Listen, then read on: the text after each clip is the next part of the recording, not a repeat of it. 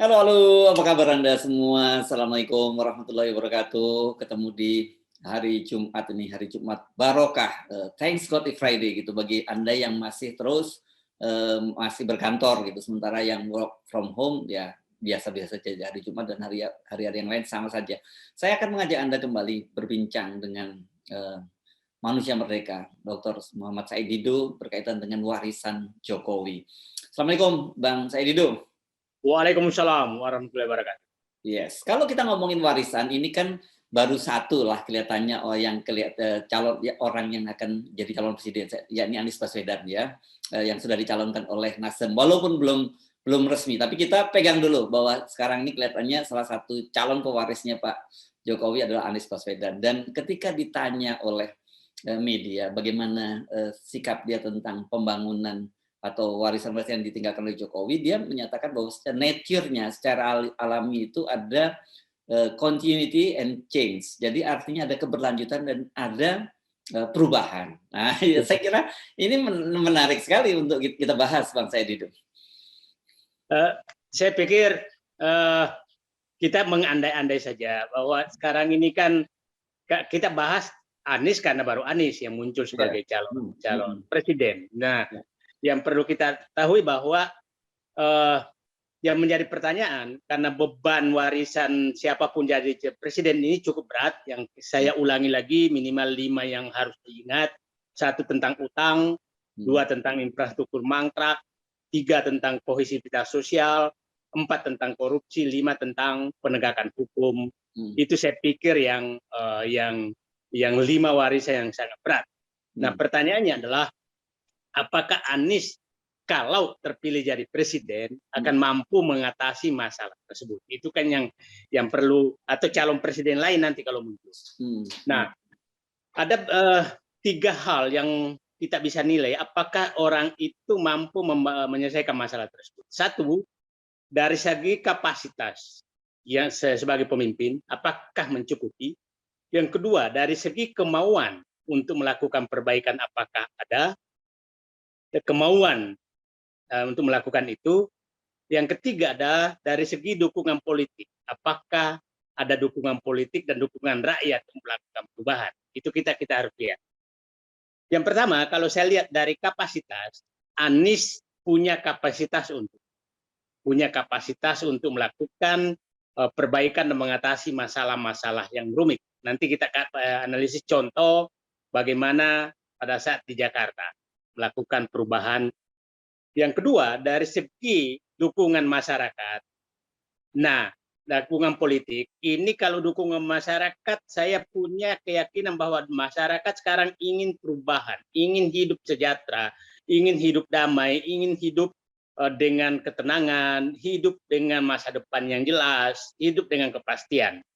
Pengusaha-pengusaha juga seperti itu. Dia pasti sudah bosan adanya anak emas terhadap oligarki. Pengusaha-pengusaha ini saya pasti ingin persaingan bebas.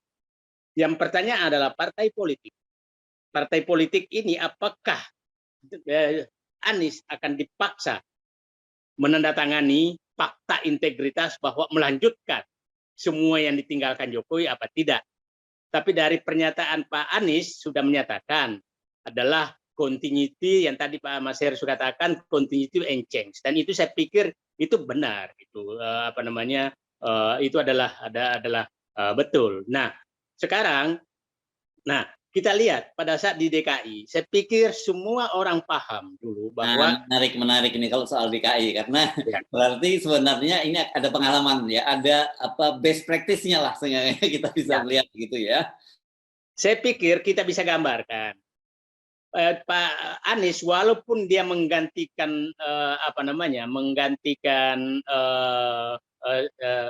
Ahok, tapi sebenarnya itu adalah program Jokowi. Jadi sebenarnya Anies sudah pernah menerima warisan Jokowi, oke? Dan dia sudah pernah melakukan hal yang dikatakan continue and change, gitu kan? Nah, dan memperbaiki yang dilanjutkan. Yang paling berat saat itu, coba kita lihat hari-hari pertama yang dilakukan ada 2 hal yang menurut saya kebijakan radikal. 1 adalah menghentikan reklamasi, yang kedua menuntut apa namanya Alexis. Nah, itu dua tempat buat maksiat, ya begitu ya. maksiat Alexis. Nah, Ya, itu kebijakan radikal. Jadi saya bilang, apakah Anies akan melanjutkan kemampuan melakukan kebijakan radikal demi perbaikan, demi keadilan, demi moralitas secara nasional? Saya berharap mau dan mampu melakukan itu. Oke. Nah, Mau berharap atau Anda yakin? Karena soalnya begini, dengan waktu dia jadi gubernur saja kan ada otoritas di atasnya presiden. yep. Kalau dia nanti terpilih jadi presiden kan dia otoritas tertinggi, jadi tidak ada lagi persoalan ada handicap secara struktural. Nah, itu yang saya katakan tadi, asumsi saya jangan sampai Anies ini terpenjara oleh oligarki kembali. Itu yang saya katakan. Saya menyatakan prasyarat Anies bisa melakukan hal yang sama dengan DKI adalah dia terbebas dari oligarki dan terbebas dari fakta integritas tanda kutip untuk melanjutkan program Jokowi. Jadi itu kita harus jaga. Kalau itu tetap ada, maka kapasitas Anies akan hilang begitu saja ditelan oleh dua hal tersebut. Nah, jadi dia pernah melakukan itu dan aman-aman saja, walaupun saat itu tiap hari dicecar oleh DPRD DKI, tapi karena rakyat mendukung, maka tetap jalan dan alhamdulillah hasilnya baik. Nah, jadi saya yakin kalau Pak Anies memakai pengalaman DKI, ya agak cuek-cuek ke politik nggak apa-apa, yang penting rakyat mendukung. Itu jauh lebih ini namanya. Tapi jauh lebih bagus juga kalau partai politik menyadari bahwa kesalahan yang dibikin sekarang menjadikan beban yang sangat berat bagi pemerintah akan datang. Jadi, nah itu bahwa itu dari kapasitas. Sekarang kita coba masuk ke agak detail. Semua orang menyatakan apakah mampu mengatasi utang yang sudah hampir 50% untuk pembayaran pembayaran utang, hampir 50% pendapatan negara untuk pembayaran utang. Nah, kita ingat Mas Anies masuk gubernur itu langsung dulu tuh APBD-nya anjlok hampir 50%. Hampir 50% dari sekitar 80 triliun hanya 40 triliun. Oke? Dan saya melihat tidak ada perubahan drastis terhadap pelayanan masyarakat. Dia cuma mengubah prioritas. Prioritas adalah prioritas ke bawah. Membangun MRT, membangun fasilitas untuk publik, dan lain-lain. Nah, jadi dia juga pernah berhasil melakukan pembangunan dengan turunnya APBD. Turunnya batas lah, katakanlah begitu ya sebutnya. 50%. Nah, jadi kira-kira bayangan saya mungkin Anies akan melakukan hal yang sama kalau dia jadi presiden, yaitu adalah memangkas anggaran-anggaran yang tidak perlu untuk mengurangi utang. Nah, itu bisa ya, hitung-hitungannya bisa ya Bang ya? Kalau saya menghitung, nah tapi ini harus dibantu oleh orang-orang yang pernah, kan begini Mas, ekonomi itu ada 3 kaki sebenarnya. Kakinya adalah fiskal, kedua adalah ekonomi sendiri, yang ketiga adalah moneter. Itu kan 3 kaki ekonomi. Nah, sekarang ini titik beratnya selalu ke fiskal. Moneter dikorbankan, ekonomi dikorbankan. Nah, saya sih berharap ke depan Pak Anies dibantu oleh orang yang capable betul-betul. Tambah kaki yang ketiga itu, keempat itu BUMN. Itu keempat kaki itu. Nah, ini harus dibantu oleh orang-orang kapabilitasnya tinggi untuk mengatasi hal tersebut. Nah, kan begini, selama ini kan yang lain dikorbankan demi fiskal, mengembangkan fiskal, sehingga karena ambisiusnya terlalu banyak, ambisius untuk membangun infrastruktur yang pengeluaran yang terlalu besar. Nah, kemungkinan Pak Anies akan memilih dulu yang kira-kira memberikan kesejahteraan rakyat, tidak terganggu kesejahteraan rakyat, dan mengurangi yang lain. Nah, tentang utang, ini kita harus berpikir, karena kalau ini tidak ada pemikiran yang agak radikal mengatasi utang, ini siapapun presidennya, kalau sudah hampir 1.000 triliun dipakai bayar utang, nah, bayar utang 50% pendapatan negara, maka berat sekali. Nah, caranya adalah satu, mengurangi utang, dua, mengurangi bunga utang, dua, tiga, melakukan rescheduling agar beban utang nih. Nah, ini dibutuhkan orang yang membantu Anies untuk itu, untuk melakukan itu. Dan saya pikir banyak sekali orang yang seperti itu mampu melakukan itu. Nah, Itu caranya jangan terlalu dibuka sekarang dulu. Itu caranya insya Allah banyak. Ya. Tapi adalah satu tadi masalah utang, kurangi jumlah utang, restrukturisasi utang, kurangi bunga utang. Itu caranya ada, Mas Heri. Dan saya pikir dengan kapasitas intelektualitas Anies, itu akan mampu memilih orang-orang yang mengatasi masalah tersebut.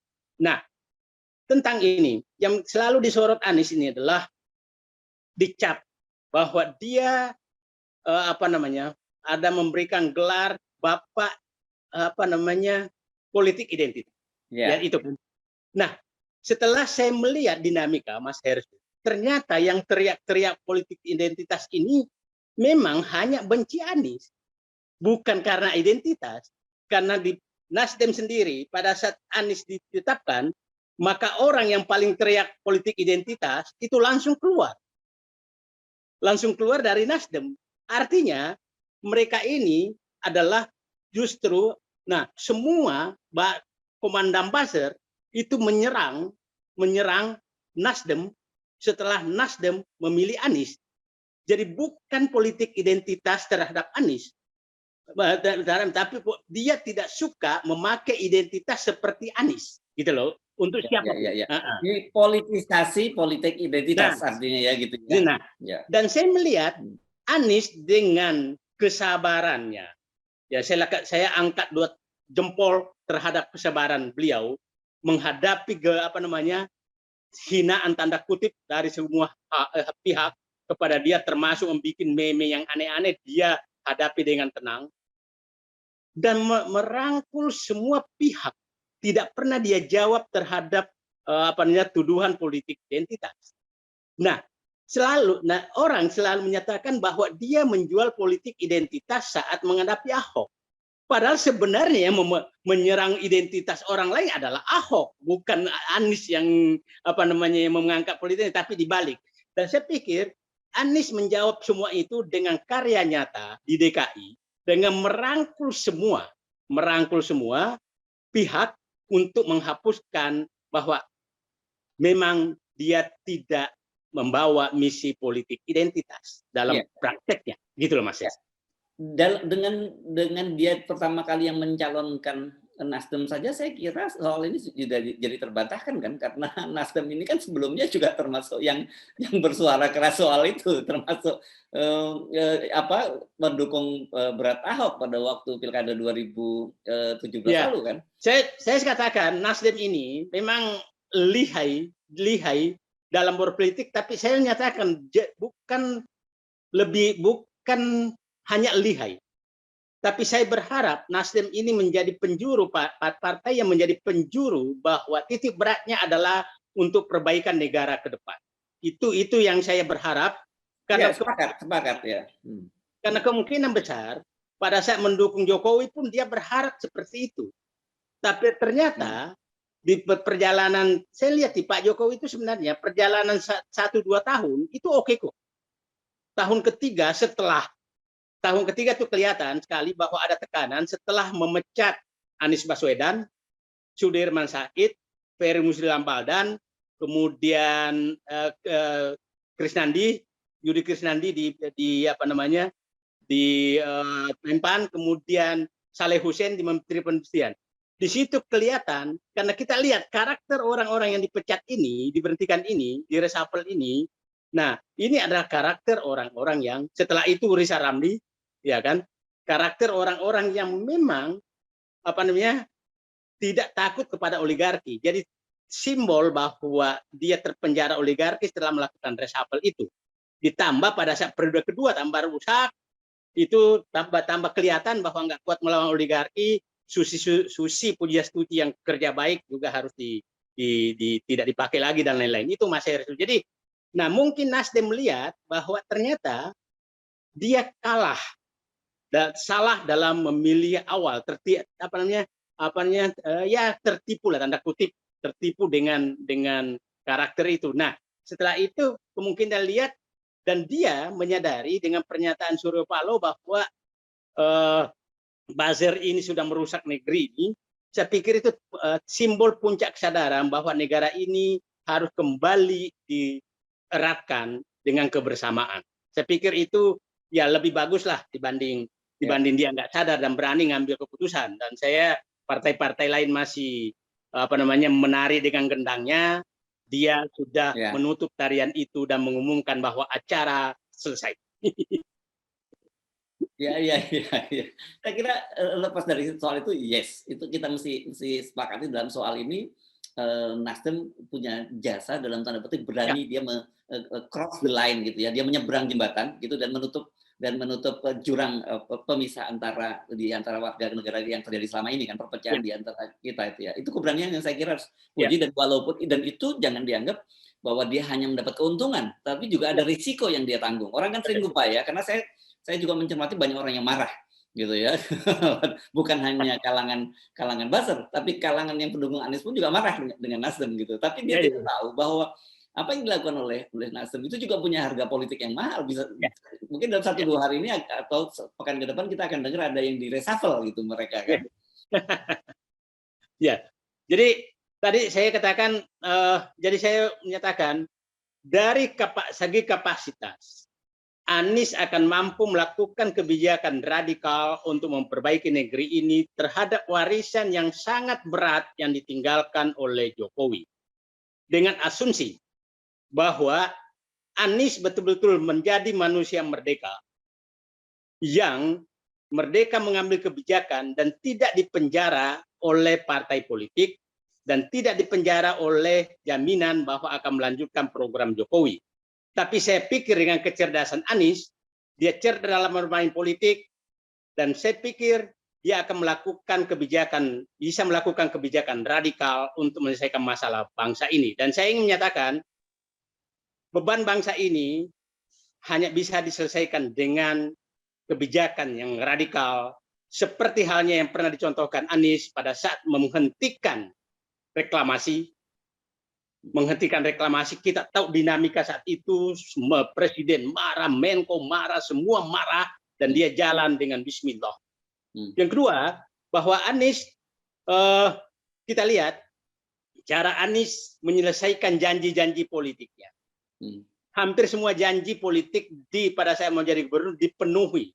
Berarti dia memberikan janji sesuai dengan analisis kapasitas dia, bahwa memang janji ini bisa dilaksanakan, bukan pencitraan. Bukan pencitraan. Nah, ini bertolak belakang betul dengan apa yang dijadikan Jokowi. Kalau Jokowi tiap hari menjelaskan, mengingkari janjinya, Anies tiap hari memenuhi janjinya. Jadi itu perbedaan yang sangat nyata. Jadi kalau Pak Anies, saya menyatakan, kalaupun presiden, gaya sebagai gubernur untuk melakukan perubahan itu sudah cukup untuk memperbaiki bangsa. Nah tadi Anda kan menyebut ada 3 ya syaratnya, 1 kapasitas, kemudian dukungan politik dari masyarakat kan gitu. Nah tapi dari sisi partai politik ya, dan dari sisi kelompok kepentingan, karena bagaimanapun kita tahu lah sekarang di belakang partai politik itu juga banyak sekali kelompok kepentingan yang ada. Apakah dia bisa melakukan itu? Karena Anda sendiri mengidentifikasi bahwa Pak Jokowi itu sebenarnya juga tapi belakangan kemudian Pak Jokowi tidak bisa menghadapi tekanan dari para kelompok kepentingan atau kelompok oligarki. Jadi gini, partai politik sebenarnya itu yang dibutuhkan adalah keadilan. Jadi jangan keadilan. Jadi sebenarnya kalau semua tidak dapat, maka dia terima. Nah, yang masalah sekarang itu karena semua harus dapat. Semua harus dapat. Nah, ini semua harus dapat dan rakyat yang dikorbankan. Nah, kalau Pak Anies, saya pikir dengan kemampuan menjelaskan, oke, kalau Anda ambil barang ini, maka rakyat menderita, maka janganlah ambil barang ini. Oke, maksudnya begini, kasih contoh, saya ingin mengambil kebijakan, contoh umpamanya. Contoh saja, saya ingin mengambil kebijakan, ingin menghentikan pembangunan ibu kota negara. Umpamanya. Dia jelaskan ke parpol, kan pasti ada parpol yang menikmati. Tapi dengan kemampuan menjelaskan, kalau ini dilanjutkan, maka akan terjadi begini, maka saya yakin dan menjelaskan secara terbuka, rakyat akan mendukung keputusannya. Jadi saya pikir hanya itu caranya. Jadi, nah partai politik ini juga kan saya melihat bahwa sekarang ini kan partai politik, karena memang mereka berlomba bahwa seakan-akan hanya partai politik yang punya uang lah yang akan memenangkan pertarungan. Jadi saya pikir yang perlu dilakukan Pak Anies juga adalah reformasi politik yang mengurangi biaya berpolitik sehingga tidak perlu partai politik itu banyak uang, karena sumber segala masalah ini adalah karena politik mahal. Itu sebenarnya. Jadi kalau Pak Anies dengan kemampuan kepemimpinannya, oke deh kita rubah undang-undang partai politik dengan tenang, dengan gaya intelektualnya dia, kita bikin demokrasi yang makin baik. Kita hilangkan presidensial threshold, ya kan, kita ini, dan saya pikir mereka terima dengan baik, dengan bahwa ini kita perbaiki ke depan lah, daripada terjadi tanda kutip rakyat menderita dan terjadi reformasi atau semi revolusi. Itu saya pikir pilihan yang harus disampaikan. Oke, nah jadi kesimpulan Anda, meskipun bebannya sangat berat, ya tadi ada 5 beban tadi, mulai utang, infrastruktur, kohesi sosial, dan macam-macam tadi ada 5 yang Anda sebutkan tadi itu, kalau Anies Anda yakin bisa melakukan itu? Saya menyatakan, saya katakan tadi, kalau dari segi kapasitas oke. Saya akan 3 tadi menyatakan. Ada orang menambahkan dukungan internasional. Saya bilang dukungan internasional itu akan datang sendiri kalau lihat bahwa ini untuk rakyat. Yang kedua, dukungan rakyat. Ini dua-duanya Anies punya. Yang perlu dipertanyakan hanyalah adalah dukungan partai politik dan apakah Anies bukan warisan dari Jokowi, bukan menjadi keberlanjutan Jokowi. Itu saja sebenarnya. Jadi ada 2 persyaratan yang saya katakan. Kalau Anies bisa terbebas menjadi manusia merdeka dengan memanfaatkan kapasitasnya dan dukungan rakyat, sepertinya warisan ini insya Allah akan bisa diperbaiki. Oke, tapi walaupun kita kesampingkan soal dukungan internasional, tapi situasi politik global, suatu situasi ekonomi global, apa nggak ada berhitungkan? Karena ke depan ini ekonomi sedang pasti resesi dan Indonesia juga pasti akan mengalami. Oke, saya pahami Mas. Yang tergantung resesi Indonesia itu ekonominya aneh Mas. Apalagi ekonomi kita itu sumber daya alam kok. Jadi nggak pernah terlalu yang repot itu kalau utang terlalu besar. Hanya itu aja. Jadi kalau utang terlalu besar, hanya itu aja yang masalah di Indonesia. Anda tidak perlu takut bahwa kehabisan pangan, energi apa segala itu nggak terlalu. Jadi hanya 2, itu kurs sama karena kurs terkait dengan energi. Yang kedua adalah utang luar negeri. Utang luar negeri kan tidak terlalu besar. Jadi kalau dia konsentrasi saja, 3 hal saja dikonsentrasi, 4 hal yang konsentrasi Anies itu. 1 adalah kurangi beban utang terhadap APBN. Yang kedua, hentikan infrastruktur mangkrak dan proyek yang tidak bermanfaat bagi rakyat. Yang ketiga adalah bangun kohesivitas sosial kembali dengan ketawa-ketawa apa segala gitu. Nah, yang keempat adalah lakukan penegakan hukum. Saya pikir insya Allah rakyat kembali berjoget di luar istana, bukan di istana berjoget. Jadi saya hanya titip Pak Anies, bikinlah rakyat berjoget dan jangan Anies berjoget di istana. Itu saya pikir itu hal yang berbeda loh ya. Ini sangat baik. Optimisme Anda luar biasa ini. Karena di tengah situasi yang sekarang sedang suram begini, penting juga lah mendengar optimisme seperti ini. Baik, terima kasih Bang Said itu. Ya. Assalamualaikum warahmatullahi wabarakatuh. Waalaikumsalam warahmatullahi wabarakatuh.